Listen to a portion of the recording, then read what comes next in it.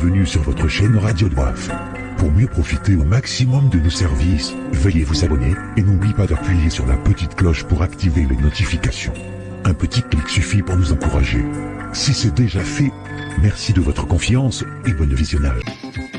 Mesdames et messieurs, bonsoir. Merci d'être avec nous en ce moment pour cette édition. Voici le principal titre de ce journal. Proclamation des résultats provisoires par les instances concernées, des résultats tant attendus par la population. Nous allons tout de suite trouver Abbas Mwandji Mchangama depuis le Palais du Peuple à Hambramba pour nous parler de la situation qui prévaut actuellement.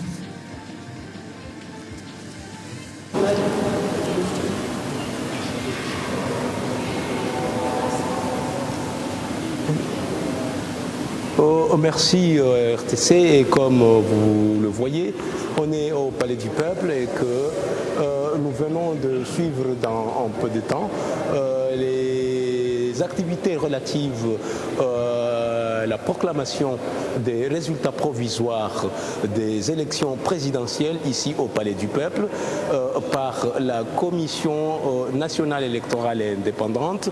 Et comme vous le voyez, nous allons vous faire suivre tout de suite dans la salle de spectacle ici au Palais du Peuple les activités qui se déroulent. Si vous voyez bien, la salle est bien remplie, ce qui montre que les Comoriens ont un engouement pour savoir un peu plus de 48 heures après les opérations électorales dans l'ensemble des bureaux de vote du territoire comorien. Alors maintenant, un peu plus de 48 heures après ces opérations, après le scrutin, les Comoriens ont soif de savoir les résultats qui en découlent. Alors maintenant même, qu'on vous parle, on est à la salle de spectacle du Palais du Peuple où on va suivre en direct, bien sûr, la proclamation des résultats provisoires par la CENI.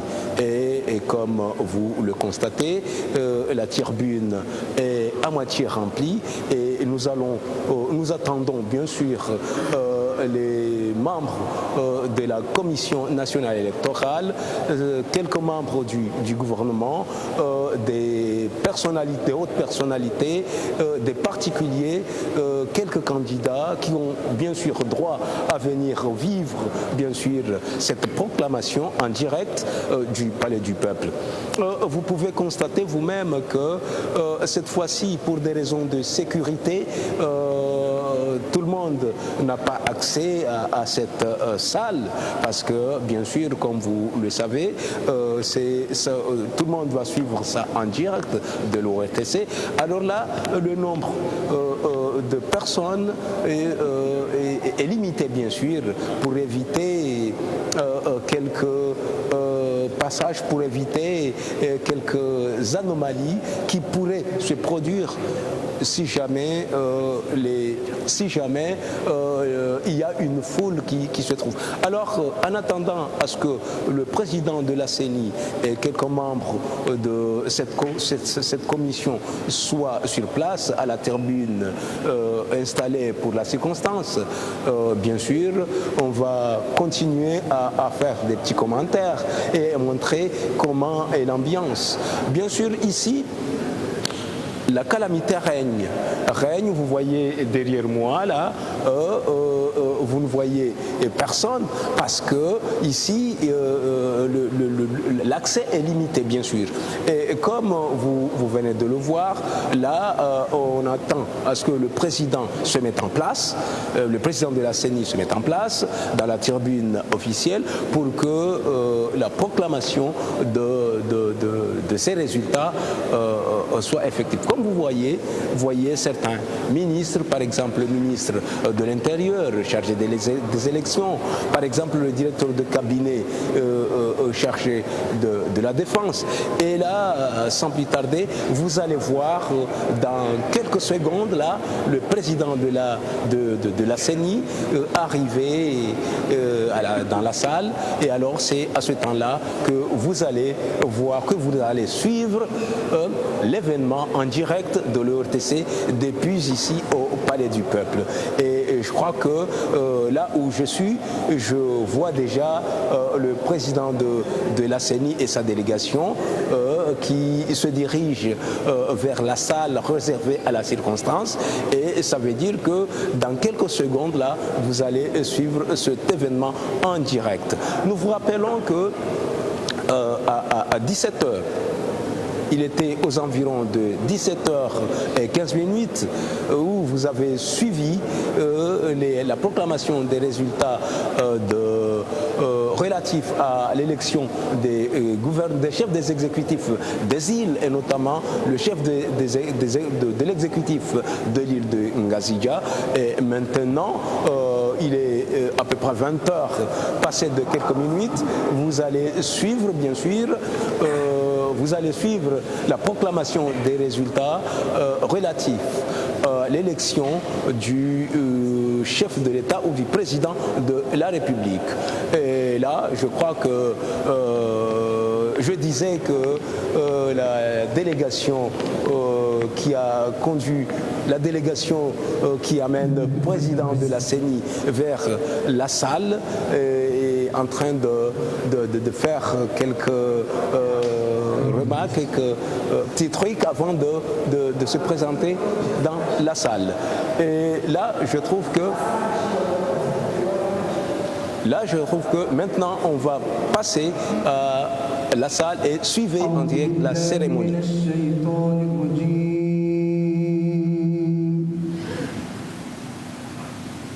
Bismillahirrahmanirrahim. Assalamu alaikum warahmatullahi ta'ala wabarakatuh. Abuha ndani tungo jitukufu tushukuru ya Mwenyezi Mungu Subhanahu wa Ta'ala. Kuyaribe bahati rashinda ratayarisha jinsa kuzizini harma hawa ya amani na usalama. Lazima tumshukuru Mungu. Ya biliri mshukurieni tangu jitukufu. Eze daraja za nyonsi pia. Umaransi zangu zanyu makanizo nomje mtukuze ye mahfali ya leo yangu. Abo hamusu dokaya ngajopa rais wahe likungumanyo la kauandalia hizi chaguzi zinu. Bwana Idris Said Ben Amada yajaonese he namna hizi chaguzi zinu zahenda hata rasuliban. Wassalamu alaikum. Monsieur le Président.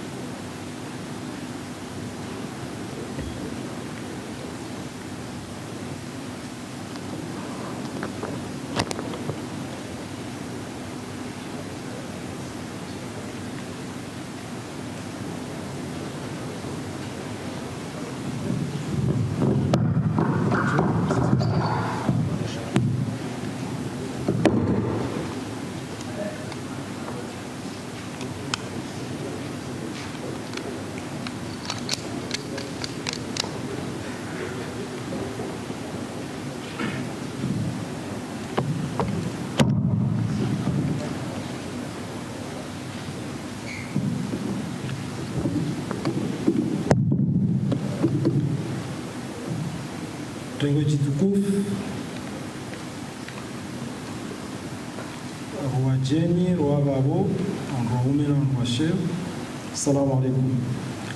Nartoa zinatija dharura za voti za uraisi wa daula ikao skandelea ya mwezi 14 ya janvier. Sharaha rejasoma discours ya Kifaransa kaanza akanyini ndo mwaka uvoti ndo mwaka uvotewa rieleze namna zinongo zinu zikofanyishia dukai sharia shporoko electoral shaga listauze voti shamba ukaya ikaze voti Israelwa armaze ntsanu za dungabo ganzo wangu watowe zinatija dharura ema na wengi dukawani mbuto ukata shawiri armaze natija zinu yuparwa Cour suprême et chambre électorale. Donc zenatija joka uzisoma banu izo de zenatija ikao de zilawa aruma ze procès verbaux ikao ziwaswili hoseni zadarindi dukanga bo procès verbaux ikao wangu wakawanikiwa wamlawaziwe unu wazivea wamwe antropo ya seni. Donc, la CENI au jiwa zinenga chazo transferewa à la Cour suprême. Donc, zenatija zinu dharura kazubadilia harumwa wakati mahakama ya juu wajoka ukata shawiri.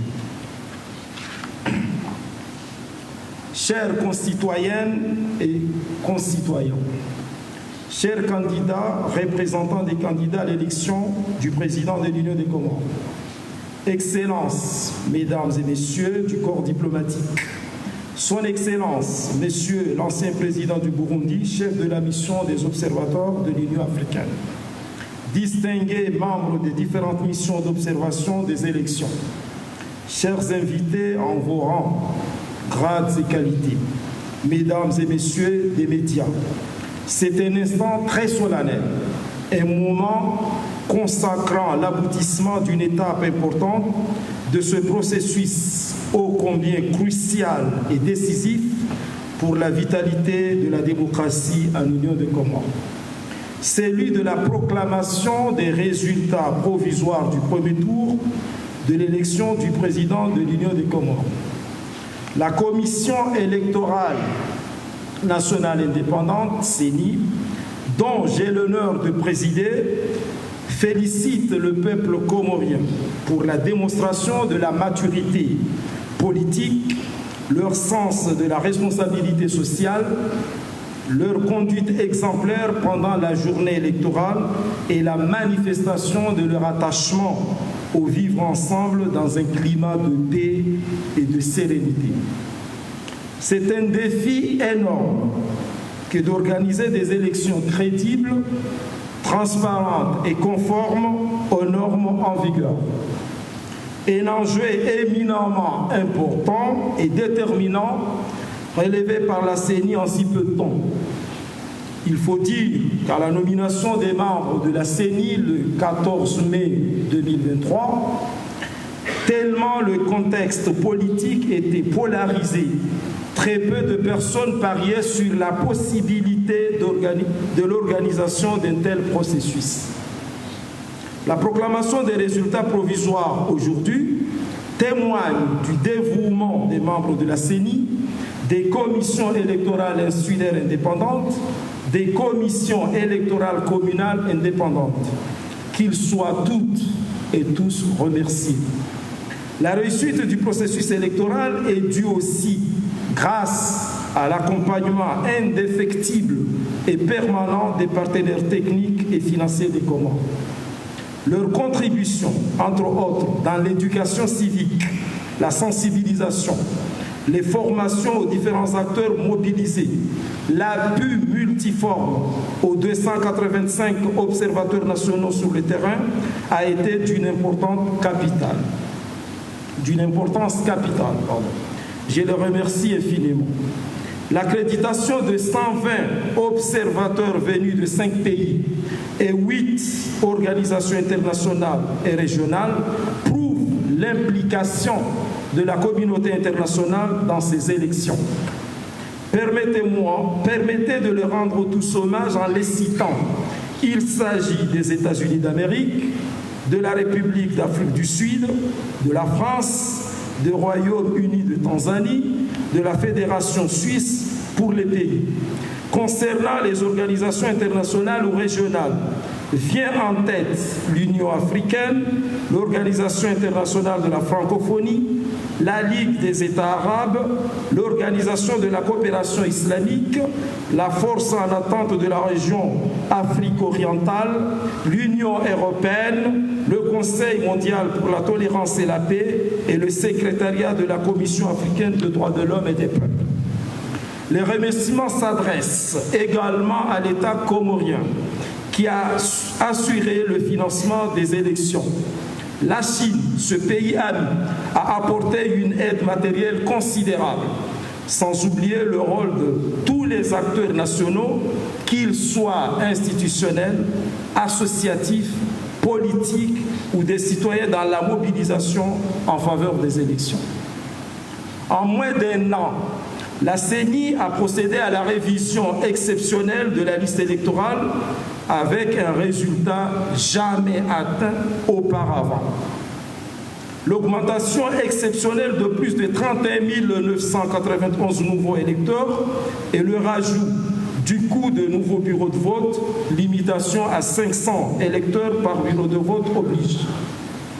Mesdames et messieurs, 338 940 électrices et électeurs composant le corps électoral ont été convoqués le 4 octobre 2023 pour les élections du président de l'Union des Comores et des gouverneurs des îles du 14 janvier 2024.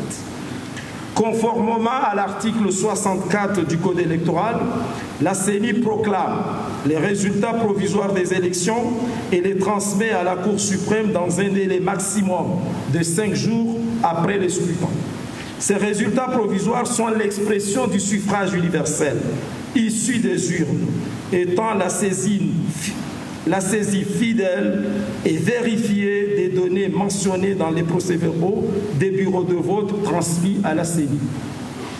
Les mêmes procès-verbaux sont adressés au CECI, au CI, à la CENI, au ministère de l'Intérieur et à la Cour suprême. Sans plus attendre, voici les résultats provisoires de l'élection du président de l'Union des Comores tenue le 14 janvier 2024. Nombre d'inscrits, 338 940. Nombre de votants, 55 258. Bulletin nul, 2521. Suffrage exprimé, 52 737. Taux de participation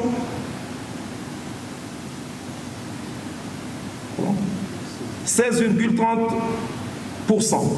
Les candidats ont obtenu respectivement Azali Assoumani, 33 209, soit 62,97%. Salim Issa Abdallah, 10 684, soit 20,26%. Daoud Abdallah Mohamed, 3 102, soit 5,88%. Bourhan Amidou, 2709, soit 5,14%. Mouni Baraka Saïd Swali, 2503, soit 4,75%. Abdou Soifou, 530, soit 1,1%. Nous souscrivons à l'exhortation de la déclaration de la mission américaine d'observation qui recommande, comme dispose l'article 255 de la loi organique, que la contestation des résultats provisoires se fait par les voies légales en saisissant le juge du contentieux électoral dans les 10 jours suivant la proclamation de ces résultats. Et je vous remercie.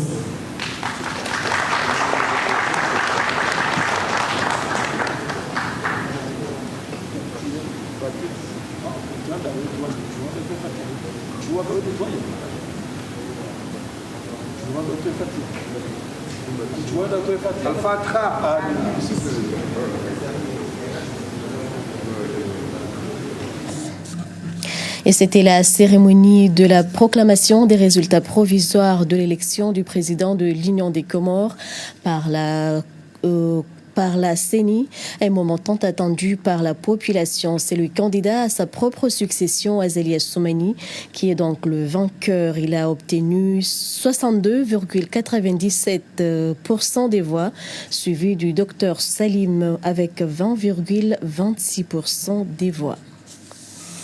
Et la CI, Commission électorale insulaire indépendante, a proclamé ce mardi les résultats provisoires des élections des gouverneurs. Des résultats qui placent Mohamed Ibrahimzé en tête de classement avec 51,30%, suivi de Idi Bwana avec 12,12% des voix. Écoutons.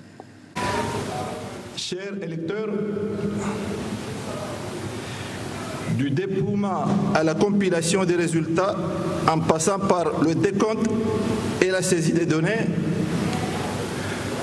nous voici enfin arrivés à la finalité du processus électoral engagé depuis la mise en place de la commission électorale insulaire indépendante de Gazija jusqu'à aujourd'hui. Mais avant de vous présenter ces résultats tant attendus par vous tous,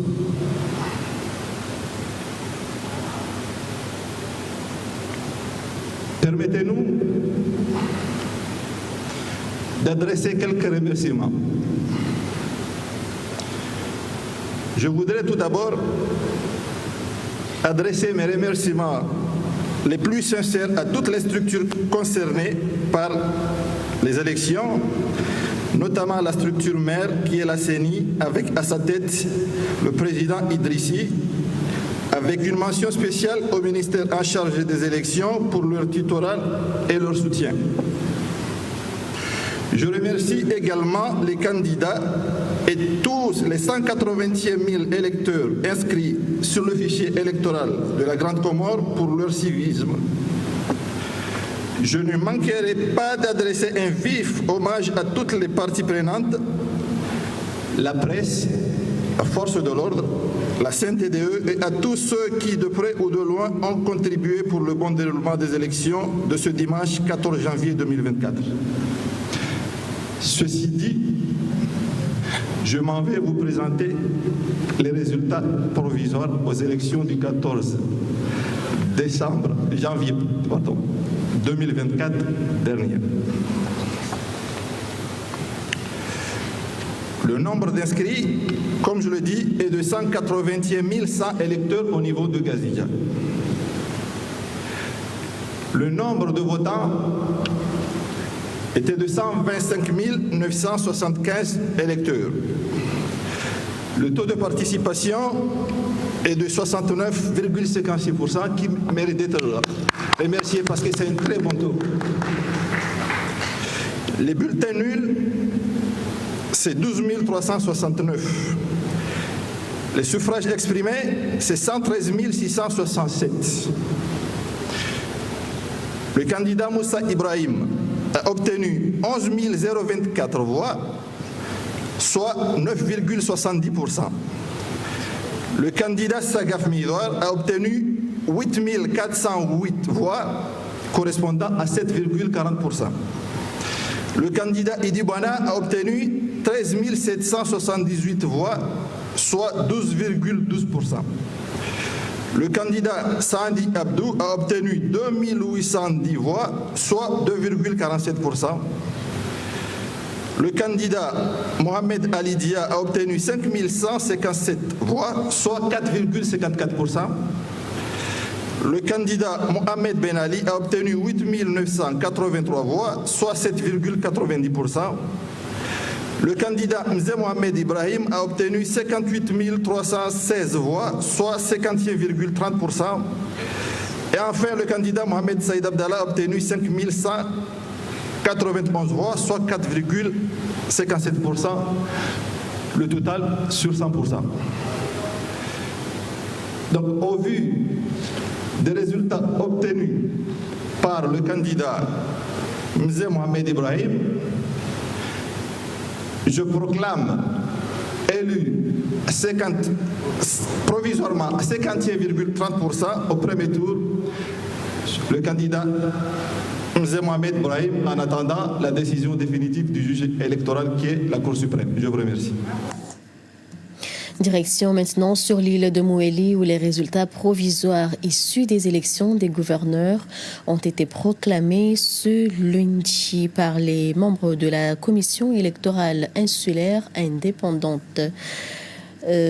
Chamina Mohamed est en tête de classement, suivi de Dr Hassan Ali Abdoulaziz. C'est un moment tant attendu par la population de l'île de Djoumbe Fatima. Le président de cette institution, Abdallah Bounou Abbas, nous en parle. Mesdames et messieurs, les citoyens comoriens, en particulier celle de Mouéli, comme nous sommes au courant de tout, nous avons passé le 14 janvier 2024 des élections à Mouéli. Comme il m'est permis sur le code électoral de proclamer provisoirement des résultats qui sont ainsi. Nombre d'inscrits 25 247, 25 247. Nombre de votants, 11 650. Taux de participation, 46,14%. Bulletin nul, 419. Suffrage exprimé, 11 231. Chamina Ben Mohamed, 5 998, soit 53,41%.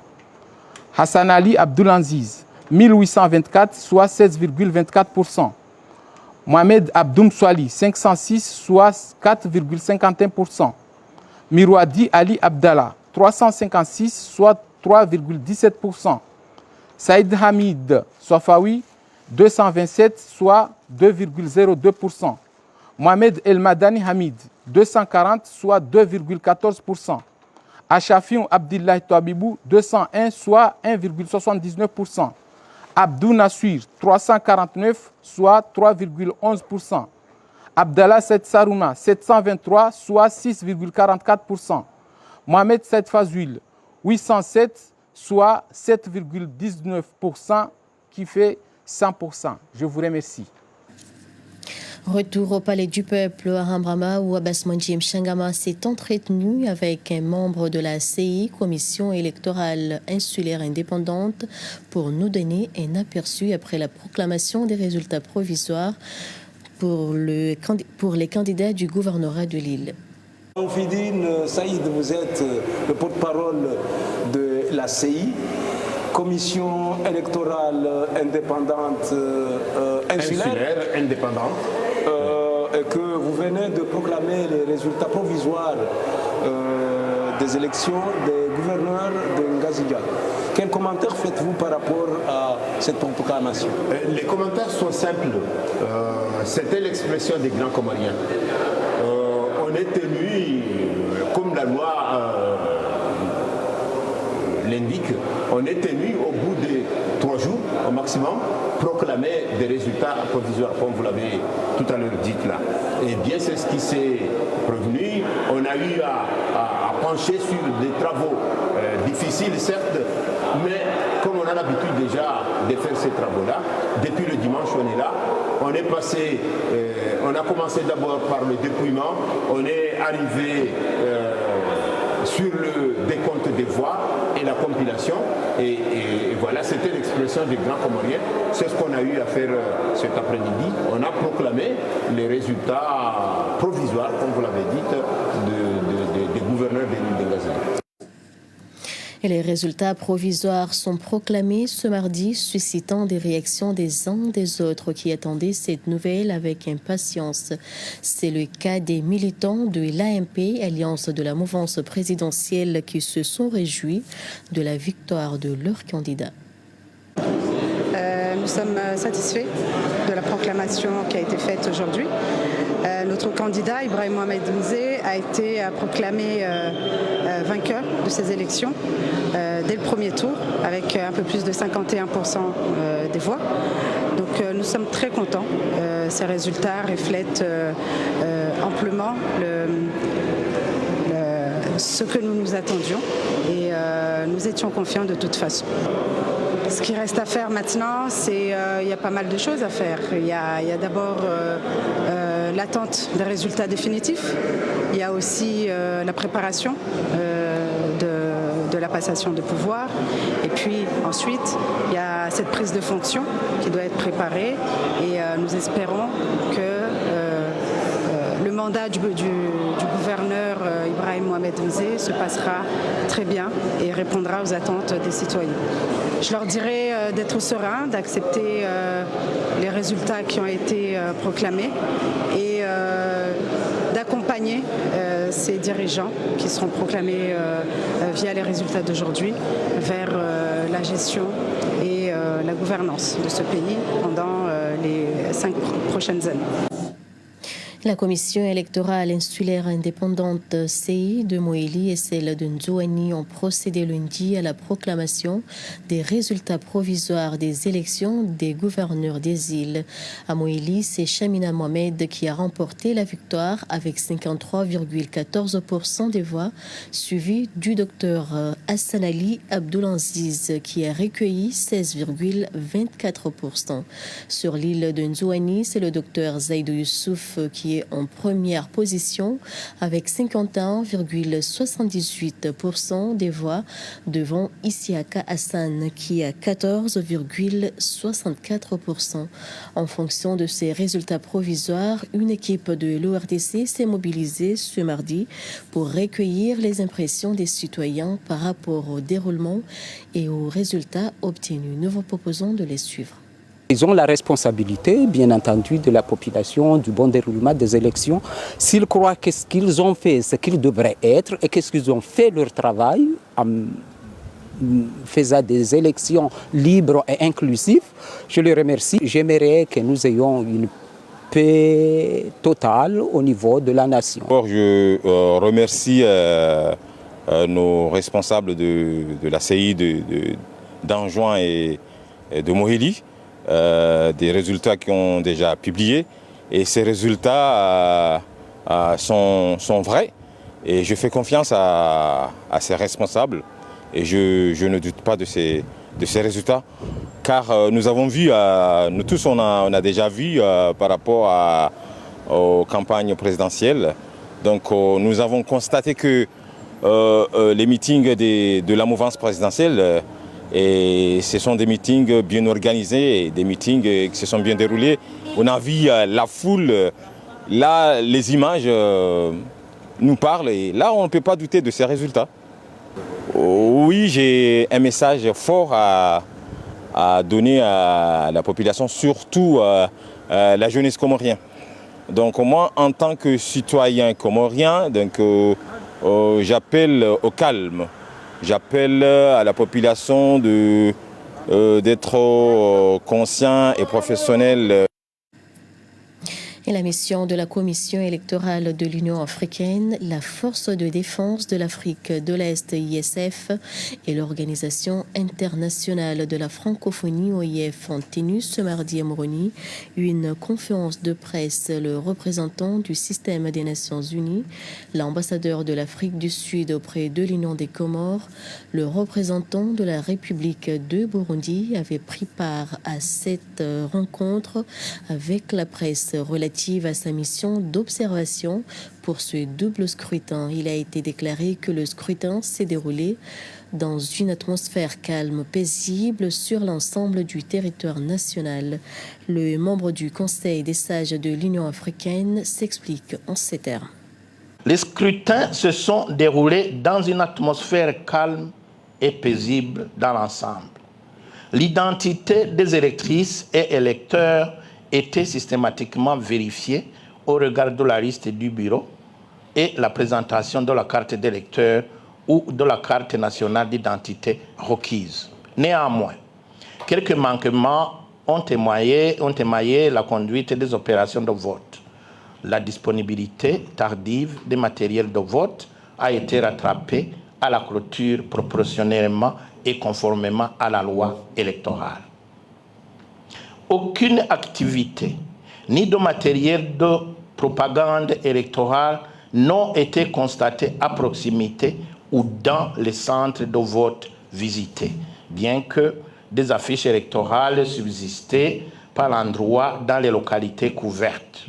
L'affichage des listes électorales a présenté des bureaux de vote. À l'entrée des bureaux de vote a été systématique, ainsi que le contrôle des doigts des électeurs avant de voter, puis de leur imbiber le droit avec l'encre indélébile après avoir voté.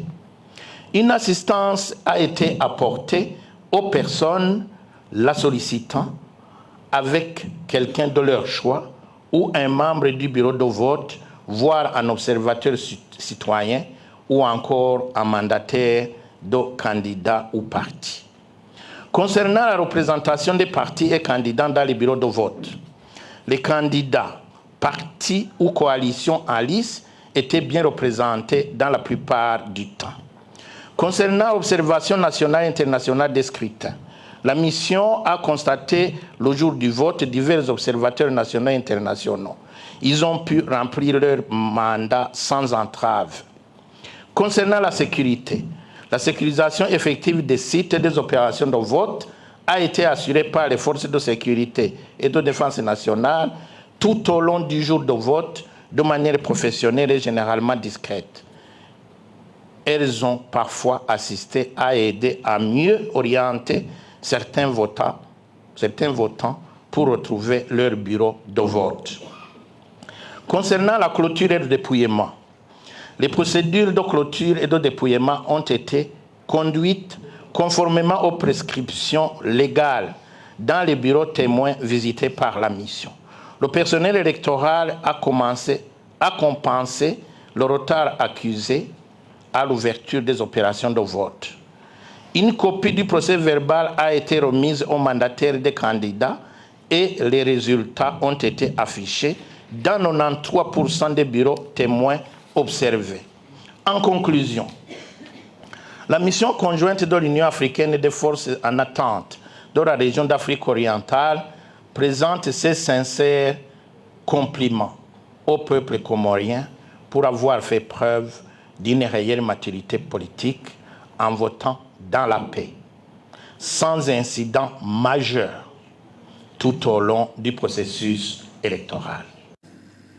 Et dans le même ordre d'idées, le représentant de l'Union africaine a reformulé des recommandations à l'endroit des groupements, la Commission électorale nationale indépendante CENI et les partis politiques. Nous vous proposons de le suivre encore une fois. La mission note cependant la nécessité de formuler des recommandations suivantes au gouvernement. Engager des réformes consolidantes et créer des conditions optimales du dialogue inclusif entre toutes les forces vives de la nation afin de trouver des plages de convergence susceptibles d'améliorer le système électoral et politique. Relancer le cadre de concertation et veiller à l'effectivité des mesures à prendre pour transcender les clivages politiques existants et les dissensions autour notamment de l'organisation des scrutins, des questions des procurations et des accréditations. De renforcer davantage la parité et la représentation des jeunes, des femmes et des personnes vivant avec un handicap dans le système politique. De procéder à une réforme qualitative de la Constitution et du Code électoral pour clarifier une bonne fois pour toutes les questions litigieuses afin d'avoir à l'avenir un cadre légal plus consensuel. Doter les organes de gestion des élections de moyens adéquats de fonctionnement. Aux organes de gestion des élections, renforcer le dialogue et la confiance entre toutes les parties prenantes du processus électoral. Accroître leurs moyens pour leur permettre de mieux assumer leur mandat. Promouvoir plus de parité et de représentation des jeunes dans leurs instances. Assurer sans cesse aux acteurs en lice et à l'opinion publique nationale et internationale des informations appropriées à temps pour mieux sensibiliser sur les voies de recours durant les diverses étapes du processus électoral et de déployer le matériel électoral à temps dans les bureaux de vote et enfin de délivrer à temps des accréditations aux missions d'observation citoyenne. Aux candidats, partis et coalitions politiques, prioriser la stabilisation de l'État, la consolidation de la démocratie pluraliste et l'unité nationale qui sont les gages de tout développement durable. Pérenniser le dialogue dans le cadre de concertation pour régler les questions litigieuses et transcender les clivages actuels et futurs. Promouvoir encore plus la parité et la représentation des jeunes et des femmes, plus comme candidats qu'électrices ou électeurs. Recourir aux voies légales en cas d'éventuelle contestation et minimiser les sources de crise politique, surtout lors des processus électoraux. Et enfin, réaliser l'effectivité du vote de la diaspora lors des prochaines élections. Et la mission électorale de la francophonie a présenté ce mardi à Moroni sa déclaration préliminaire au terme du premier tour des élections présidentielles et des gouverneurs des îles. Celle-ci a sillonné une dizaine de préfectures et observé plus d'une soixantaine de bureaux de vote. Selon elle, les élections se sont globalement déroulées dans de meilleures conditions, excepté le retard de livraison du matériel électoral. Les femmes et jeunes membres de bureaux de vote s'y sont présentés. Et la commission de l'océan Indien, COI, a rendu public ce mardi un communiqué de presse relatif aux élections présidentielles et des gouverneurs des îles. Cette commission a observé les préparatifs du processus électoral, son déroulement et le dépouillement des voix. D'une façon générale, le scrutin s'est déroulé de manière calme, transparente, libre et ordonnée. Au terme du premier tour des élections présidentielles et des gouverneurs des îles, il a été constaté un ralentissement des activités économiques à Mutsamoudou sur l'île de Nzouani. Tel est le constat fait par Amadou Chekro après avoir sillonné les 4 coins de la capitale. La ville est réveillée dans le calme. Dans la capitale anjouanaise, tout est pâle. Les activités sont au ralenti. Peu de voitures de transport en commun. Le peu de taxis villes qu'on croise roulent avec 1, 2, voire même aucun passager à bord. Un des taximans souligne qu'avec la situation de ce lundi dans la capitale, les gens ne circulent plus à la normale. Il ajoute également que depuis le matin, il circule sans passagers. Il a longé la route Ouani-Mutsamoudou et personne n'est monté dans son taxi, ajoute-t-il. Pour d'autres, La journée ne s'annonce pas sereine, l'économie a pris un coup. Des boutiques fermées, les taxis-brousses ne sont pas en nombre. La station de Moussamoudou, vraiment, ça ne va pas parce que la boutique, il y a une seule boutique qui est ouverte, mais tous les boutiques ne sont pas ouvertes comme le moment. Et ici, ça ne marche pas comme avant. Bon, c'est parmi les causes aussi qui vont causer la baisse de l'économie, parce que sans les activités des commerçants ou des gens qui viennent de la brousse, des autres villages, là, l'économie ne bougera jamais. Et en attendant que les pluies diminuent. Il est à retenir que les 2 premières journées de cette semaine ne pourront pas contribuer à l'évolution de l'économie de l'île en termes de chiffres. De Missiri à la centre-ville vers Pagé, tout est calme, mais les activités économiques marchent en ralenti. Autre chapitre de ce journal, en cette période de Kashkazi, les habitants vivent sous la menace des montées des eaux de mer, un phénomène qui touche surtout les villages côtiers. C'est le cas du boulevard Mohamed Ahmed de Moutsamoudou, où la circulation routière n'est pas fluide. Certaines maisons en ont subi les conséquences de ce phénomène. Reportage Inadou Benali et Abdallah Haribou, le compte-rendu de Saltouna Jamil. Mer agitée, grosses vagues, plusieurs dégâts sont constatés. Dans le quartier de Ladiguijou, avec l'absence de certaines digues, les déchets jetés à la mer sont recrachés sur la route. La circulation n'est pas fluide, les voitures passent mais avec quelques difficultés. Pour certains habitants du quartier, les extracteurs de sable ont leur part de responsabilité. La mer est agitée, les vagues sont très grandes. Et il cause des dégâts parce que les vagues amènent du sable et même la mer entre dans les magasins, chose qui est difficile pour les propriétaires de ces magasins-là. Et c'est dû aux gens qui prennent le sable là. C'est à cause de ça que les vagues sont... Et en plus de ça, les maisons aussi bientôt seront démolies parce que les secousses ou la force des vagues oblige que les maisons ne tiennent plus. Et c'est une conséquence parmi les conséquences de ces vagues-là. La plupart refusent de s'exprimer. Pour eux, beaucoup de promesses leur sont faites, mais pas de résultats. Les digues détruites par la mer depuis plusieurs mois ne sont toujours pas reconstruites.